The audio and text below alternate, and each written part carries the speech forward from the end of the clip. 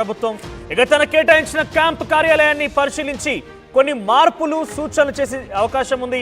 అధికారులకి కొన్ని మార్పుల విషయంలో సూచించబోతున్నారు పవన్ కళ్యాణ్.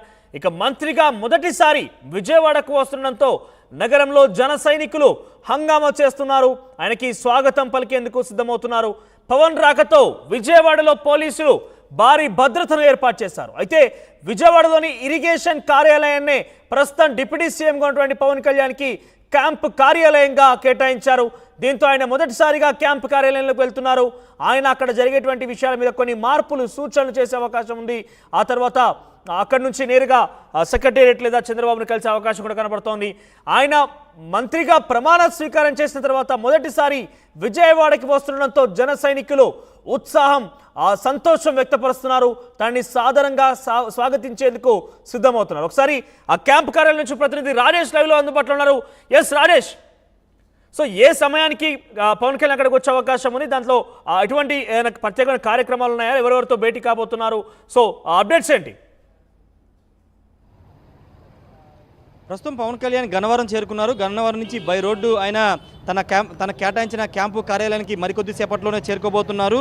కోర్టు కాంప్లెక్స్ పక్కన ఉన్నటువంటి ఇరిగేషన్ క్యాంపు కార్యాలయాన్ని పవన్ కళ్యాణ్కి డిప్యూటీ సీఎంగా ఉన్నటువంటి పవన్ కళ్యాణ్కి కేటాయించారు. మరి కాసేపట్లో క్యాంపు కార్యాలయానికి చేరుకుని లోపల ఉన్నటువంటి వసతులకు సంబంధించి కానీ చిన్న చిన్న మార్పులు సూచనలు అయితే చేయబోతున్నారు. సూచనలకు అనుగుణంగా మార్పులు చేర్పులు చేయబోతున్నారు. అంతేకాదు పవన్ కళ్యాణ్కి తొలి ప్రేమ సినిమా నుండి స్నేహితుడిగా ఉన్నటువంటి ఆర్ట్ డైరెక్టర్ ఆనంద్ సాయి కూడా పవన్ కళ్యాణ్తో పాటు వస్తున్నారు. ఆయన పవన్ కళ్యాణ్ చేసే సూచనల ఆధారంగా క్యాంపు కార్యాలయంలో డిజైన్స్ అన్ని కూడా మార్పులు చేర్పులు చేయబోతున్నారు. ఆర్కిటెక్ట్ సంబంధించినటువంటి లోపల మార్పు చేర్పులు కూడా ఆర్ట్ డైరెక్టర్ ఆనంద్ సాయి ఆధ్వర్యంలో జరగబోతున్నాయి.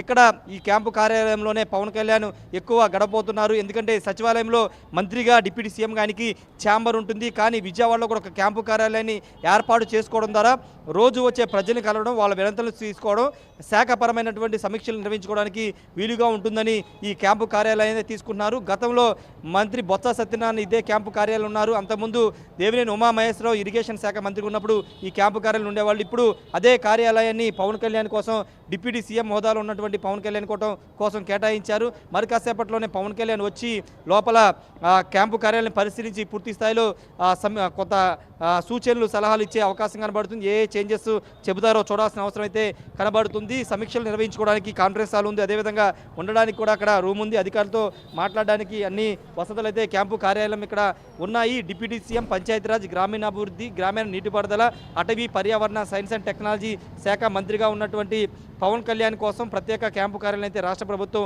కేటాయించింది. ప్రస్తుతం పోలీసులు భారీ భద్రతను ఇక్కడ ఏర్పాటు చేశారు. పవన్ కళ్యాణ్ వస్తున్నారంటే జనరల్గానే జనసందోహం ఎక్కువగా ఉంటుంది కాబట్టి లోపలికి ఎవరికి వెళ్ళడానికి వీల్లేదని కూడా చెబుతున్నారు. మీడియా కూడా బయటే పెట్టివేసిన పరిస్థితి అయితే ఇక్కడ ఉంది. పూర్తి స్థాయిలో పవన్ కళ్యాణ్ రేపు 19వ తారీఖు రేపు సచివాలయంలో మంత్రిగా డిప్యూటీ సీఎంగా బాధ్యతలు తీసుకున్న తర్వాత అటు సచివాలయం ఇటు క్యాంపు కార్యాలయంలో శాఖలకు సంబంధించిన సమీక్షలు అన్నీ చేయబోతున్నారు. ఇక్కడ క్యాంపు కార్యాలయంలో ఇది ముగిసిన తర్వాత నేరుగా మంగళగిరి పార్టీ కార్యాలయానికి వెళ్తారు. వెళ్ళిన తర్వాత మధ్యాహ్నం 3 గంటలకి తిరిగి సచివాలయానికి వెళ్తారు. సచివాలయంలో ముఖ్యమంత్రి చంద్రబాబుతో భేటీ అవుతారు. దాదాపు గంట పైగా ఇద్దరు భేటీ అయ్యే అవకాశం అయితే ఉంది. అంతేకాదు పవన్ కళ్యాణ్ మొదటిసారి అమరావతికి ఈ కార్యక్రమం ముగిసిన తర్వాత మధ్యాహ్నం అమరావతికి వెళ్తారు కాబట్టి అమరావతి రైతులు పవన్ కళ్యాణ్కి ఘన స్వాగతం పలకడానికి సిద్ధంగా ఉన్నారు. మొన్న ముఖ్యమంత్రి చంద్రబాబు నాయుడు మొదటిసారి అమరావతికి వచ్చిన సందర్భంగా ఏ విధంగా మానవహారంగా ఏర్పడి పూలు చల్లి ఆయనకి స్వాగతం పలికారో అదే విధమైన ఘనమైన స్వాగతం ఈరోజు అమరావతి రైతులు పవన్ కళ్యాణ్కి ఇవ్వబోతున్నారు. రోడ్డుకి ఇరువైపులు నిలబడి పవన్ కళ్యాణ్ వచ్చే సందర్భంగా పూల వర్షం కురిపిస్తూ ఆయనకి స్వాగతం పలకడానికి ఇప్పటికే ఏర్పాట్లు అయితే చేస్తున్నారు. ప్రస్తుతానికి మరి కాసేపట్లో క్యాంపు కార్యాలయానికి పవన్ కళ్యాణ్ వస్తారు. వచ్చిన తర్వాత ఇక్కడ క్యాంపు కార్యాలయం మొత్తం కూడా పరిశీలించి సూచనలు చేసిన తర్వాత మంగళగిరిలో పార్టీ కార్యాలయానికి వెళ్ళి తర్వాత సచివాలయానికి మధ్యాహ్నం బయలుదేరి వెళ్ళబోతున్నారు. ఏదేమైనప్పటికీ ఇక పూర్తి స్థాయిలో ఇక్కడే ఉండి అటు శాఖాపరమైనటువంటి సమీక్షలు అదేవిధంగా ప్రభుత్వానికి సంబంధించిన కీలక నిర్ణయాల్లో భాగస్వామి కాబోతున్న నేపథ్యంలో ప్రభుత్వ పాలన మీద ఆయన దృష్టి పెట్టబోతూ ఉన్నారు. పూర్తి స్థాయిలో అధికారులతోనూ రివ్యూలు చేయడంతో పాటు కీలకమైన పంచాయతీరాజ్, గ్రామీణాభివృద్ధి శాఖలు అత్యంత కీలకమైనవి కాబట్టి వాటి మీద సమీక్ష చేసి గత ప్రభుత్వంలో ఏ విధమైన పనులు చేశారు, ఈ ప్రభుత్వం ఏం చేయాల్సిన దానికి సంబంధించిన అధికారులతో రివ్యూ కూడా చేసే అవకాశం ఉంది. మనోజ్. రైట్ రాజేష్, ఓవరాల్ గా విజయవాడలో మరి కాసేపట్లో క్యాంపు కార్యాలయానికి రాబోతున్నారు పవన్ కళ్యాణ్ ఇప్పటికే గన్నవరం ఎయిర్పోర్ట్ నుంచి ఆయన దాదాపుగా రోడ్డు మార్గంలో క్యాంపు కార్యాలయం మరికాసేపట్లో చేరుకునే అవకాశం ఉంది. విజయవాడలోని ఇరిగేషన్ కార్యాలయాన్ని పవన్ కళ్యాణ్కి క్యాంప్ కార్యాలయం కేటాయించింది ప్రభుత్వం. అయితే అక్కడి నుంచి ఆయన అధికారుల సమీక్షలు కావచ్చు, ఇతరత్ర కార్యక్రమాలు కూడా చేసే అవకాశం ఉంది. అటు సెక్రటేరియట్లో రేపు ఆయన పదవి బాధ్యతలు స్వీకరించబోతున్నారు. ఇటు క్యాంప్ కార్యాలయంలో ఈరోజు ఆయన అక్కడ కొన్ని మార్పులు సూచనలు చేసే అవకాశం ఉంది. అయితే ఆయనతో పాటుగా ఆనంద్ సాయి, ఆర్ట్ డైరెక్టర్ ఆనంద్ సాయి కూడా రాబోతున్నారు. ఆయన కూడా అంటే చాలా ఫేమస్ ఆర్ట్ డైరెక్టర్ ఆయన. ఇక్కడ గతంలో తొలి ప్రేమ సినిమాలో కూడా పవన్ కళ్యాణ్తో పాటు నటించారు ఆయన. సో ఆయన కూడా రాబోతున్నారు. సో కొన్ని మార్పులు చేర్పుల విషయంలో అక్కడ క్యాంపు కార్యాలయంలో డిజైన్స్ విషయంలో కొంత సూచనలు చేసే అవకాశం ఉంది.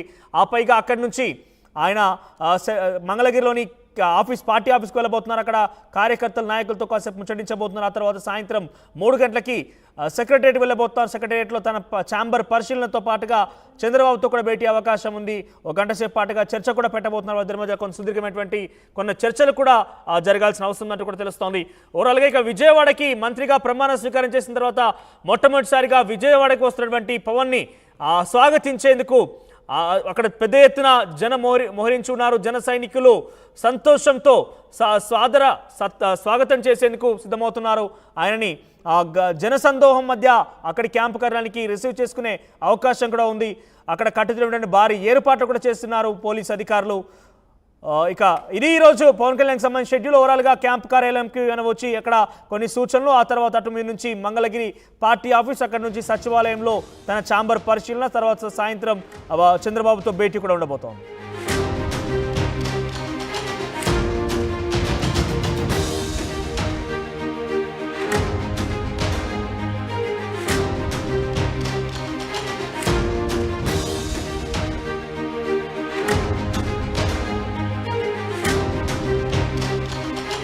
కాసేపట్లో విజయవాడలోని క్యాంప్ కార్యాలయానికి పవన్ కళ్యాణ్ చేరబోతున్నారు.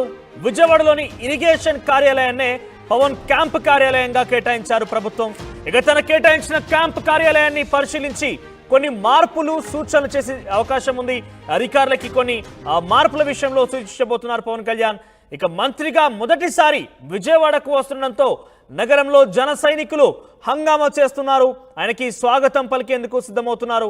పవన్ రాకతో విజయవాడలో పోలీసులు భారీ భద్రతను ఏర్పాటు చేశారు. అయితే విజయవాడలోని ఇరిగేషన్ కార్యాలయాన్ని ప్రస్తుతం డిప్యూటీ సీఎంగా ఉన్నటువంటి పవన్ కళ్యాణ్కి క్యాంప్ కార్యాలయంగా కేటాయించారు.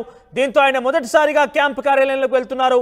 ఆయన అక్కడ జరిగేటువంటి విషయాల మీద కొన్ని మార్పులు సూచనలు చేసే అవకాశం ఉంది. ఆ తర్వాత అక్కడి నుంచి నేరుగా సెక్రటేరియట్ లేదా చంద్రబాబును కలిసే అవకాశం కూడా కనబడుతోంది.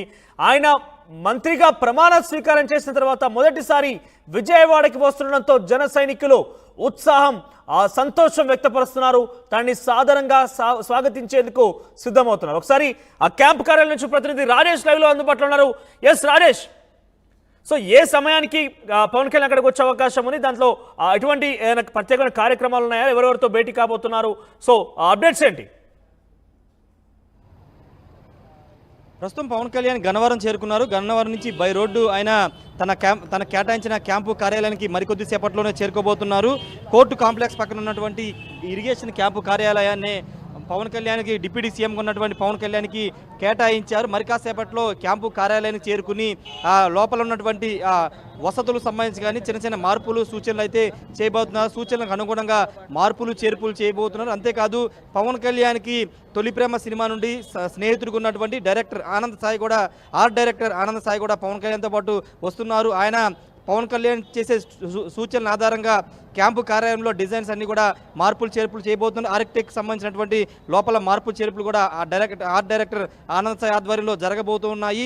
ఇక్కడ ఈ క్యాంపు కార్యాలయంలోనే పవన్ కళ్యాణ్ ఎక్కువ గడపబోతున్నారు. ఎందుకంటే సచివాలయంలో మంత్రిగా డిప్యూటీ సీఎంగా ఆయనకి ఛాంబర్ ఉంటుంది. కానీ విజయవాడలో కూడా ఒక క్యాంపు కార్యాలయాన్ని ఏర్పాటు చేసుకోవడం ద్వారా రోజు వచ్చే ప్రజల్ని కలవడం, వాళ్ళ వినతులు తీసుకోవడం, శాఖపరమైనటువంటి సమీక్షలు నిర్వహించుకోవడానికి వీలుగా ఉంటుందని ఈ క్యాంపు కార్యాలయాన్ని తీసుకున్నారు. గతంలో మంత్రి బొత్స సత్యనారాయణ ఇదే క్యాంపు కార్యాలయాలు ఉన్నారు. అంతకుముందు దేవినేని ఉమామహేశ్వరరావు ఇరిగేషన్ శాఖ మంత్రి ఉన్నప్పుడు ఈ క్యాంపు కార్యాలయం ఉండేవాళ్ళు. ఇప్పుడు అదే కార్యాలయాన్ని పవన్ కళ్యాణ్ కోసం డిప్యూటీ సీఎం హోదాలో ఉన్నటువంటి పవన్ కళ్యాణ్ కోసం కేటాయించారు. మరి కాసేపట్లోనే పవన్ కళ్యాణ్ వచ్చి లోపల క్యాంపు కార్యాలయం పరిశీలించి పూర్తి స్థాయిలో కొత్త సూచనలు సలహాలు ఇచ్చే అవకాశం కనబడుతుంది. ఏ చేంజెస్ చెబుతారో చూడాల్సిన అవసరం అయితే కనబడుతుంది. సమీక్షలు నిర్వహించుకోవడానికి కాన్ఫరెన్స్ హాల్ ఉంది, అదేవిధంగా ఉండడానికి కూడా అక్కడ రూమ్ ఉంది. అధికారులతో మాట్లాడడానికి అన్ని వసతులు అయితే క్యాంపు కార్యాలయం ఇక్కడ ఉన్నాయి. డిప్యూటీ సీఎం పంచాయతీరాజ్, గ్రామీణాభివృద్ధి, గ్రామీణ నీటిపారుదల, అటవీ, పర్యావరణ, సైన్స్ అండ్ టెక్నాలజీ శాఖ మంత్రిగా ఉన్నటువంటి పవన్ కళ్యాణ్ కోసం ప్రత్యేక క్యాంపు కార్యాలయం అయితే రాష్ట్ర ప్రభుత్వం